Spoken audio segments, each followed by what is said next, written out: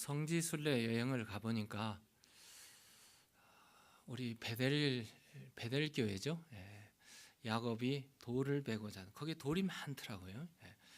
돌베개를 뱉다가 거기에 기둥을 세우고 그 베델이라는 동네 가봤더니 히스토리 역사가 쫙 있더라고요. 거기서 차를 타고 한동안 이렇게 돌려가지고 계속 산악으로 이렇게 산 쪽으로 쭉 북쪽으로 올라갔는데 거기에 실로라는 동네가 나왔어요. 산 정상 된 것 같아요. 거기에 바람이 많이 불고 실로라는 그곳에 내려서 그 샵을 걸쳐서 이렇게 실로로 들어가는데 그 샵에 여러 가지 많은 기념품들이 있어요. 눈에 팍 띄는 게 성막이 거기에 쫙 눈에 띄었습니다. 12지파의 이름들이 쫙 새겨져 있고 그리고는 그 건너편으로 가니까 옛날에 성막이 있었던 자리 거길 거라고 추정되는 그곳이 있고 그리고 사람들이 주거했던 주거지들이 쫙 있고 새로운 현대식 건물 안에 그 옛날에 성막에 있었던 그 영화 무비가 촬영되는 걸 보았습니다. 실로라는 동네에 엘리라는 제사장이 살고 있었어요. 엘리에게는 두 아들들이 있었습니다. 이름은 홈리와 비느하스라는 두 아들이었습니다. 성경은 그들에 대해서 기록하기를 그들은 불량자들이라 이렇게 기록되어 있습니다. 불량한 사람들이었습니다. 제사장의 아들들이었습니다. 왜 그랬는가? 그들은 아버지를 말을 안 들었어요. 아버지를 거역하니까 하나님도 경멸했어요. 하나님 멸시하고 살았습니다. 사무엘상 2장에 보면은 거기에 성막이 있고 제단이 있고 제사를 지내러 사람들이 왔어요. 그 제사를 지내게 되면 제사 어떻게 해요? 제물이 오죠. 제물이 오는데 그 제물의 어떤 부분은 제사장의 몫이 되죠. 특히 화목제, 속건제 이런 것들은 제사장의 몫이 좀 큽니다. 그런데 모든 제물에 손을 대기 시작했어요. 그러니까 하나님의 제사를 지내는 굉장히 거룩한 예식인데 거기에 손을 대고 또 거기에 다 기름은 태우라고 그랬는데 기름진 것이 맛있잖아요. 기름인 거를 달라고 그렇게 해서 뺏어 먹었어요. 하나님께 드리는 제사를 멸시했습니다. 그뿐 아니에요. 그 제사터에 그러니까 성막에 섬기는 여인들이 있었어요.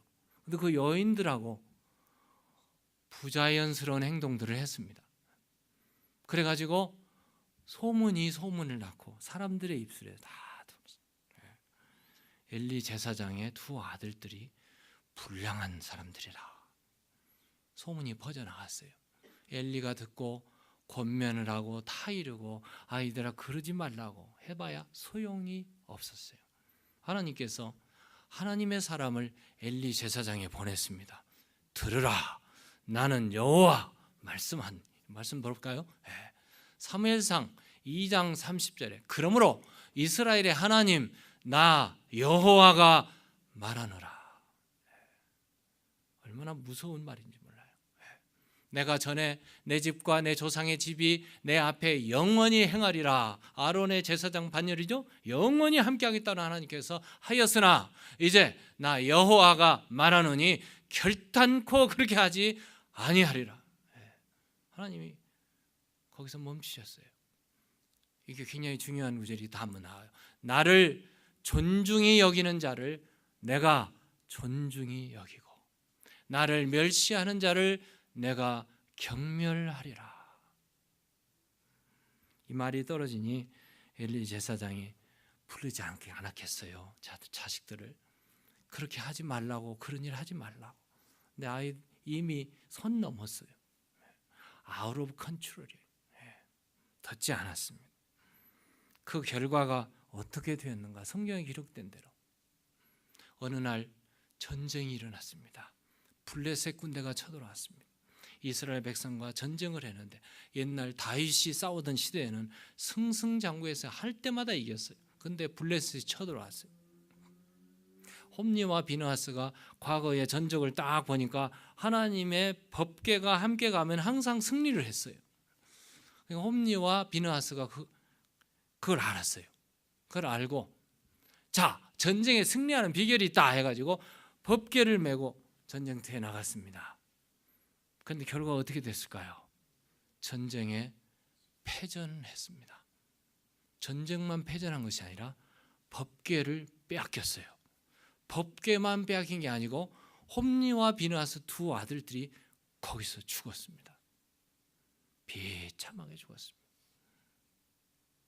자, 전쟁에 나가는데 그 소식을 기다리는 실로에서 의자에 앉아서 제사장이요, 나이가 저것이 들고 흰머리가 활짝 난 엘리 제사장이 이제 오나 저제 오나 소식을 기다리고 있다가 전쟁터에 군인이 하나 와서 전쟁에 일어난 일들을 쫙 얘기해주고 홈리와 비느하스 당신의 아들이 죽었습니다. 그 얘기를 듣자마자 의자에서 떨어졌습니다. 그리고 목이 부러져서 죽었습니다. 성경에 이렇게 기록되어 있습니다. 자식을 잘못 키우니까 복이 아니고 화근이 되었다는 말씀이죠. 부모가 자녀를 바르게 양육해야 될 책임이 부모에게 있습니다. 우리에게 우리의 자녀를 맡기신 분이 누구실까요? 하나님이십니다. 아이, 무슨 말이냐고, 내가 낳고 내 자식인데 그렇게 말할지 모릅니다. 그런데 내가 낳고 내가 내 자식이라고 해봐야 소용이 없어요. 자식을 주신 분이 하나님이십니다. 그렇다면 하나님이 주신 자식을 누구의 뜻대로? 내 뜻대로가 아니에요. 요즘 그런 분들이 너무 많아서 자식이 스트레스 맞아가지고 굉장히 어려워하는 자식들이 얼마나 많은지 몰라요.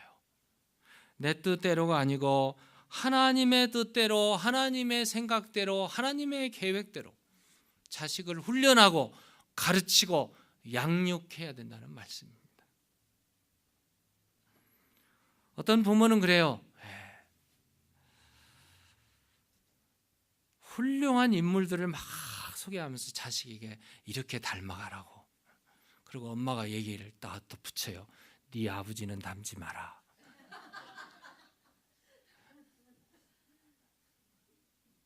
어떤 아버지는 그래요. 다 닮지 못하지만 적어도 나는 닮아다오. 이렇게 자신 있게 말하는 아버지도 있어요. 나를 닮게 하려면 내가 누구를 닮아야 돼요? 하나님, 주님을 닮아야 돼요. 자식에게 나를 닮으라 말을 그럴 만한 실력이 있다면 내가 주님을 닮아야 돼요. 바울이 내가 예수를 닮은 같이 너희도 나를 닮으라고 했는데 내가 예수님을 철저하게 닮았어. 자식이 나를. 그런데요, 닮아라 하나 마나 말하지 않아도 자식은 아버지를 닮게 돼 있습니다. 엄마는요, 딸은 엄마를 꼭 닮게 돼 있어요. 앉는 모습부터 말하는 것부터 요리하는 것부터 모든 게 다 닮게 돼 있어요. 그러므로요, 조심히 사세요. 열심히 잘 사세요. 똑바로 사세요. 세상의 학식, 기술, 정보, 처세술 이런 거 굉장히 중요합니다. 여러분 자녀들 잘 가르쳐요. 그렇게 잘 가르쳐요. 좋은 학교 나와야 돼요. 그래야 자녀들이 앞길이 순탄해요. 그런데 이 모든 것을 다 가르치기 전에 우리가 가르쳐야 될 게 있습니다. 세상의 학문과 기술과 예능과 모든 것을 다 가르치는 것도 중요하지만 정말 가르쳐야 될 게 뭔가? 신앙교육입니다. 신앙교육. 철저하게 가르치셔야 됩니다. 다른 방법 없어요. 말로 해서 되는 게 아니에요. 내가 무릎 꿇어야 되고 내가 말씀을 사모해야 되고 내가 하나님 사랑하는 것을 그대로 보여야 돼요. 그래야 자식이, 손자, 손녀들이 본받아요. 인간의 생사화복을 주관하시는 하나님이 복을 주셔야 자녀들이 복받을 줄로 믿습니다. 세상의 모든 거 다 가져도 하나님이 딱 문을 닫으시면 열리지 않아요. 비참해져요. 참 어렵더라고요. 그런데 모든 거 다 갖지 못했어도 하나님이 복을 열어주시니까 축복받은 인생이 되더라고요. 얼마나 놀라운 일입니까? 그러므로 우리가 할 수 있는 일이 뭡니까? 우리가 할 수 있는 일은 하나님의 말씀대로 잘 가르치는 것입니다. 신앙을 가르치는 것입니다. 기도를 보여주는 것입니다. 이것이 우리가 해야 될 일인데 오늘 몇 가지를 한번 찾아볼까요? 우리에게 뭘 가르쳐야 되는지. 첫 번째가 오늘 본문 1절입니다. 우리 한번 다 같이 읽겠습니다. 자녀들아, 주 안에서 너희 부모에게 순종하라. 이것이 옳으니라. 이것이 옳으니라. For this is right. This is right. 성경에서 이것이 옳다, 옳다, 옳다 말하면 그게 옳은가요, 틀린가요? 옳은 거예요, 옳은 거예요. 성경 말씀이 옳다고 했으니 그건 옳은 겁니다. 주 안에서 순종하는 것이에요. 누구를? 부모를 순종하는 것이에요. 부모에게 순종 안 하는 자식이 하나님께 순종할 리가 없잖아요. 부모를 순종해야 돼요. 순종이라는 단어를 찾아봤더니 구약 성경에 순종이라는 단어는 쏴마라는 단어입니다. 쉐마라고 들으죠? 쉐마. 이 원래는 쏴마. 굉장히 이 히브리 말이 굉장히 세요. 억양이. 쏴마 이렇게 봅니다. 쉐마는 조금 부드러워졌어요. 신명기 6장서부터 계속되는 샤마 계속 외치는 말이 있어요. 무슨 말인지 아세요? 들으라, 순종하라, 들으라 말씀. 주의해서 들으라는 그런 말씀이에요. 우리 영어에는 listen carefully 그 말이죠. 이 헬라 말에는 휘파쿠오라는 단어예요. 휘파쿠오. 순종하라는 단어가 주의 깊게 들으라, 경청하라라는 뜻입니다. 그럼 히브리 말, 헬라 말 다 합쳐서요. 성경에 사마라는 단어가 1150번 이상 나옵니다. 그 어마어마하게 많이 나와요. 그리고 휘파쿠오라는 단어는 신약 성경에, 헬라 말이니까 신약 성경에 20번 이상 나와요. 그러면 순종하라는 말은 순종해도 되고 안 해도 되고 그런 말일까요? 아니에요. 절대적인 말씀. 반드시 순종하라는 말. 반드시. 아들이 아버지의 말씀에 순종하면 아버지의 사랑을 받습니다. 그리고 생일이 되면 선물도 줘요. 아버지의 사랑, 순종하니까. 종이 상전에게 순종하면 상전이 종을 케어해 줍니다. 사랑해 줍니다. 알아줍니다. 하나님의 자녀인 우리가 하나님께 순종하면 어떻게 될까요? 하나님이 복을 주실 줄로 믿습니다. 참 예배자이거든요. 참 예배자는 순종하는 사람입니다. 순종 잘하는 사람이 참 예배자예요. 오늘 사무엘상 다시 한번 보세요. 사무엘상 15장에. 사무엘상 15장 22절에 뭐 뒤에가 더 중요해요. 사무엘이 이르되 여호와께서 번제와 다른 제사를 그의 목소리를 청종하는 것을 좋아하심 같이 좋아하시겠나이까. 그 다음이죠. 우리 함께 읽겠습니다. 시작.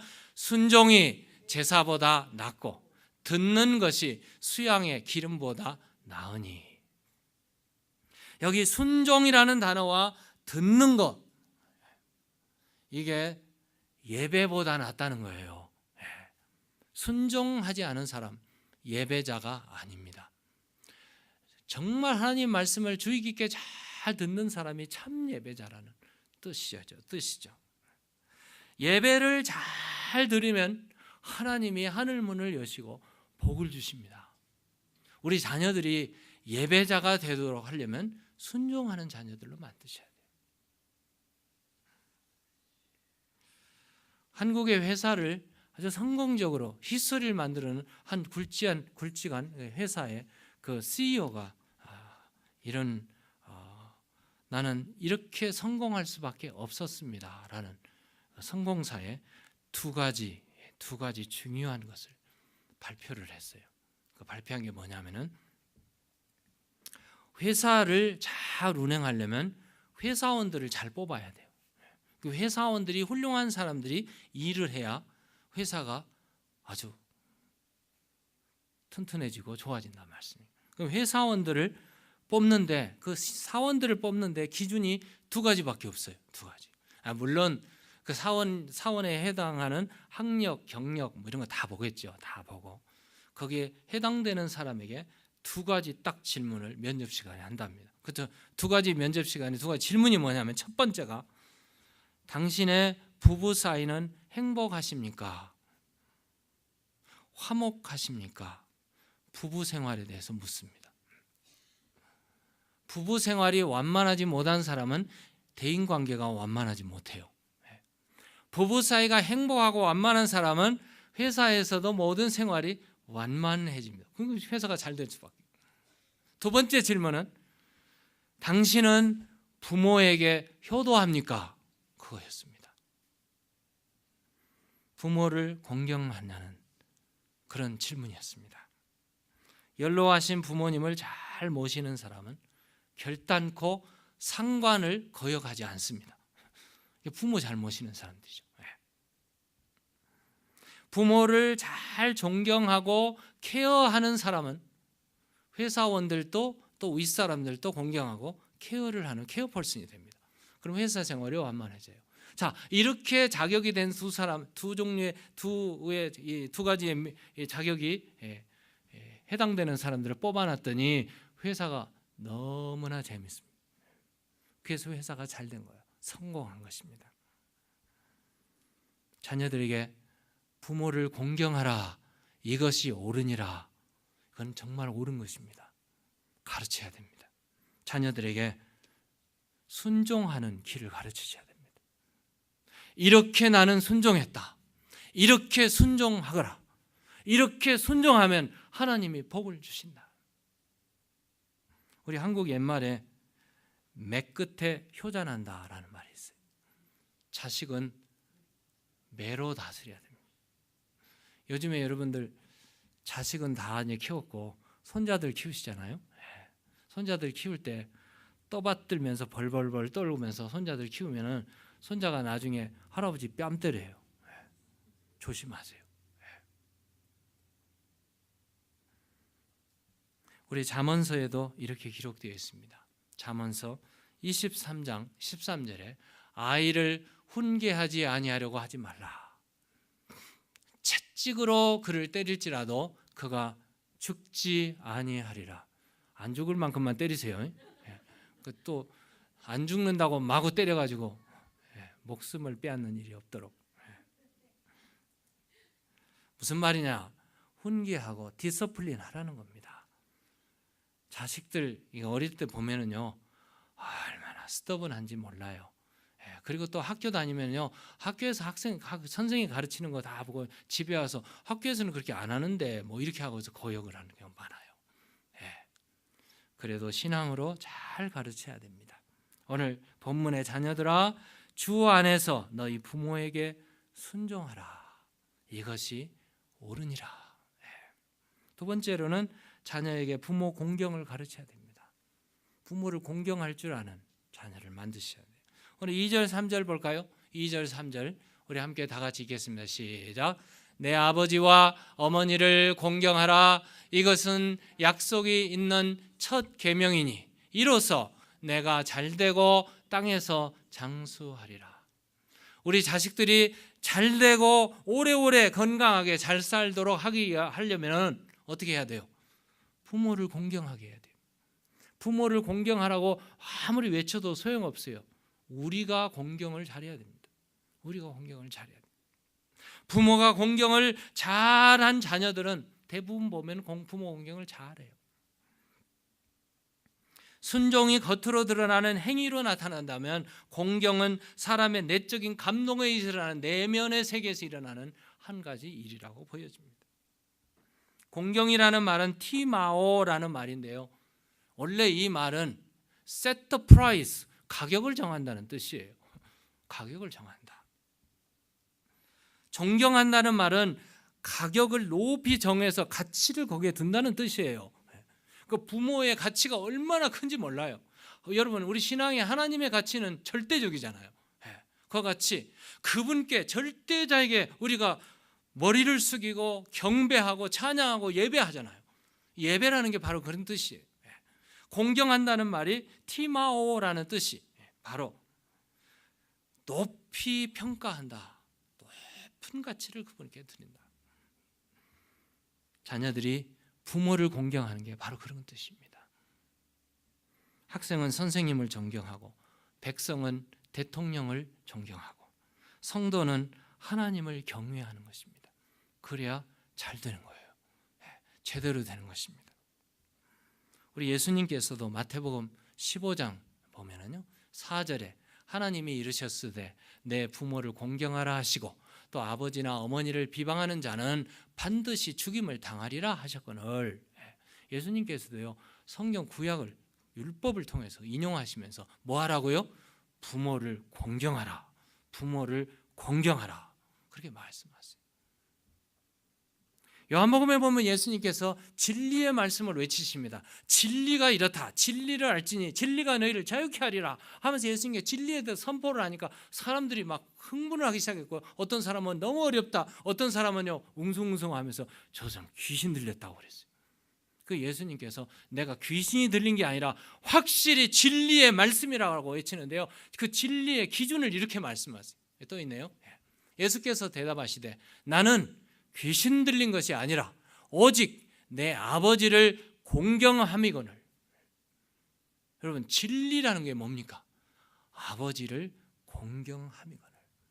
정말 저 사람이 진실한가? 저 사람이 정말 참인가? 저 사람이 정말 진리를 선포하고 있는데 정말 진짜인가? 라는 것을 구별할 수 있는 유일한 길이 있다면 오늘 본문에 보시듯이 아버지를 공경함입니다.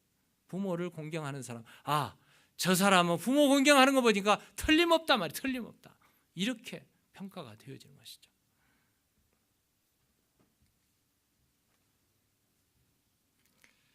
어느 가정에 며느리가 셋이 있었어요. 시어머니가 너무 행복했어요. 며느리 셋이 올 때마다 막 효도를 하고 부모님을 효도하니까 정말 잘했어요. 열심히 섬기고 잘했어요. 시어머니도 굉장히 현명한 사람이었어요. 그래가지고 큰 며느리가 오면은 이 손을 쥐었다 폈다 쥐었다 폈다. 이 손에 뭐가 있냐면요, 다이아 반지가 큼지막하게 있어요. 그리고 뭐 그냥 지나가도 되는데 이렇게 이렇게 한다든지 이렇게 해가면서 보여줬던 거예요. 큰 며느리가 와서 이 어머니가 나중에 유산으로 저걸 나를 주시려나 보다, 이게 은근히 암시를 할 정도로. 그러니까 얼마나 잘했겠어요. 잘했어요. 둘째 며느리가 오면 둘째 며느리가 똑같이 또 했어요. 막내 며느리가 오면 막내 며느리한테도 그렇게 했어요. 그러니까 며느리들이 얼마나 잘했는지 몰라요. 그러던 어느 날 시어머니가 돌아가셨습니다. 새 며느리가 통곡을 하면서 울었어요. 시어머니가 돌아가셔서 슬퍼서 운 게 아니고, 시어머니가 차고 있던 반지를 빼서 검사해 보니까 가짜였어요. 억울해서 울었답니다. 여러분, 이렇게 효도해서 되겠습니까? 이렇게 효도해서는 안 되겠죠. 효도는 마음에서 우러나와야 돼요. 진심으로. 이게 진짜예요. 이게 진실함이죠. 진리죠. 내 아버지와 어머니를 공경하라. 이것은 약속 있는 첫 계명이니 이로써 내가 잘 될 것이다. 내가 오래오래 건강하게 장수할 것이다. 하나님이 약속하신 말씀입니다. 마지막으로 자녀들에게 하나님의 말씀을 잘 가르쳐야 됩니다. 오늘 본문 4절 볼까요? 우리 부모가 할 수 있는 일이 자녀를 가르치는 일입니다. 보십시다. 우리 다 같이 읽겠습니다. 시작. 또 아비들아, 너희 자녀를 노엽게 하지 말고 오직 주의 교훈과 훈계로 양육하라. 주의 교훈과 훈계로 양육하라. 주의 양육과 훈계 충고로 키워내라. 이런 말씀이에요. 왜 우리가 주의 훈계와 교훈으로 양육해야 되는가? 하나님께서 우리에게 주신 유일한 인스트럭션이 성경이란 말씀이에요. 그러므로 말씀을 가르쳐야 됩니다. 오늘 1절에도 보면은요. 오늘 1절에도 자녀들아 주 안에서 너희 부모에게 순종하라. 이것이 옳으니라. This is right 해놓고요. 이것은 누구 안에서? 주 안에서.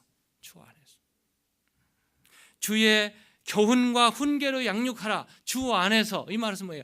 주님의 말씀으로 라는 말씀이죠.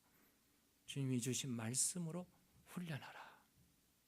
조금 더 구체적으로 얘기한다면 은혜 안에서, 주 안에서, 말씀 안에서인데, 이 은혜 안에서는 말씀과 성례와 기도, 이걸로 자녀들을 키우라는 말씀이에요. 자녀들을 기도로, 유대인들처럼 뭐 성경을 그냥 이마에다 붙이고 뭐 팔에다 붙이고 막 미간에 붙이고 뭐 이러라 하는 그런 말이 아니고, 하나님의 말씀으로 양육하라. 세상의 모든 학문과 모든 정보와 모든 것도 다 중요하고, 가문도 중요하고 학벌도 중요하고 다 중요하지만 그보다 더 중요한 것이 있다면 하나님의 말씀으로 신앙교육하라. 우리 자녀들이 학교에 있는 시간들이 참 많죠. 그런데 제일 많은 시간은 어디에 있어요? 가정 안에 있습니다. 집에 있습니다. 그 제일 많은 시간 허송세월해서는 안 되겠죠.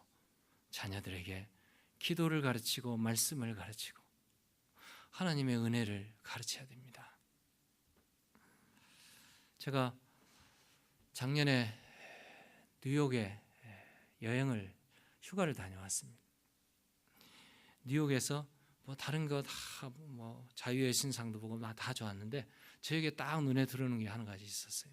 차를 타고 가면서 딱 보니까 월스트리트가였어요. 월스트리트. 뉴욕의 중심가에 월스트리트. 거기 미국의 경제가 흔들흔들하는 곳이잖아요. 딱 자리 잡았는데요. 거기에 빌딩들이 다 서 있고 그 월스트리트 안에로 좀 들어오니까 락켓펠러, 그 스트리트가 있고 그 한 섹션이 완전히 락펠러의 건물들로 꽉 차 있어요. 이 락펠러는 세기의 부호였습니다. 역사에 남은 사람이었습니다. 어마어마한 재력을 가지고 성공한 사람이었는데요. 그가 그렇게 성공한 이유가 있어요. 성공할 수밖에 없었어요. 그 이유가 뭐냐면은 어머니가 남긴 신앙의 유산을 그대로 지켰거든요. 그 어머니가 돌아가시면서 락펠러야, 이거는 꼭 지켜라. 세 가지를 남겼어요. 세 가지를 남겼습니다. 첫 번째가 모든 소득의 10의 1을 하나님께 드려라. 11조를 바쳐라. 락펠러는 어려서부터 모든 인컴에 대한 소득의 11조를 보내. 나중에는 11조가 아니고요, 10의 3조, 5조 그렇게 바쳤어요. 왜? 너무너무 많으니까. 락펠러의 재단이 섰고요, 각 세계의 모든 것을 다 이뤘고요, 교회도 지었고요. 지금도 락펠러의 거기에 뭐 행사들이 얼마나 많은지 몰라요. 두 번째는 예배자가 참 예배자가 되라. 근데 예배를 드리려면 예배 드릴 때 어디 앉아야 돼요? 앞자리에 앉아야 돼요. 우리 성가대는 억지로 앞자리에 앉는 것 같아요. 예배 드릴 때 앞자리에 앉으셔야 돼요. 어느 부흥사는 그러더라고요. 앞자리가, 맨 앞자리는 금자리, 그 중간은 은자리, 맨 뒤에는, 제가 얘기 안 할게요. 저 뒤에 앉아도 괜찮아요. 뒤에 앉은 분은 매 주일마다 한 칸씩 앞으로 오시면 돼요. 앞에 되잖아요. 무슨 말이냐면요, 앞에 뒤에가 중요한 게 아니라 참 예배자가 되라는 거 아니겠어요? 준비하는 마음으로 예배는 준비하는 말이에요. 시간 전에 와서 준비를 하고 우리 신목사님 찬양 참 얼마나 감격적인 찬양인지 몰라요. 주일마다 우리 찬양에 그냥 울고 싶을 정도로 찬양이 얼마나 은혜스럽습니까? 여러분 안 그러세요? 안 그러세요? 얼마나 힘있고 은혜스럽고 좋은 찬양이 그냥 나만 듣기엔 너무나 감격적인 좀 준비된 예배자, 하나님께 예배자. 앞자리에 와서 하나님을 부르짖고 예배를 준비하고 참 예배자가 되고. 세 번째, 설교를 들을 때 목사님의 얘기로 듣지 말고 하나님의 말씀으로 들으라. 여러분 어떻게 듣고 계십니까? 이 말씀 메시지를 통해서 하나님이 오늘 나에게 주시는 말씀이구나 그렇게 듣습니까? 그렇게 말을 했어요. 락켈펠러는 그렇게 들었습니다. 이 세 가지를 일평생 동안 실행에 옮겼더니 하나님께서 약속한 대로 락펠러는 98세까지 건강하게 살았어요. 옛날에 98세, 요즘도 98세는 굉장히 장수한 거죠. 그 옛날에 98세까지 장수를 했고요. 세계적인 부자가 되었습니다. 사랑하는 성도 여러분, 우리는 하나님의 자녀들입니다. 하나님의 말씀한 대로 순종해야 됩니다. 자녀들, 가정의 자녀들을 하나님 선물로 주셨습니다. 부모 공경하라. 주 안에서 순종하라. 부모를 공경하라. 네가 잘 되는 길이다. 그리고 하나님의 말씀으로 부지런히 가르치고 말씀으로, 기도로, 예배로 늘 가르쳤어. 자녀들이 하나님 앞에 바로 서고 하늘 문이 열고 하나님이 축복하고 축복받는 자녀들로 키워나가시는 여러분과 제가 되기를 주의 이름으로 축원합니다.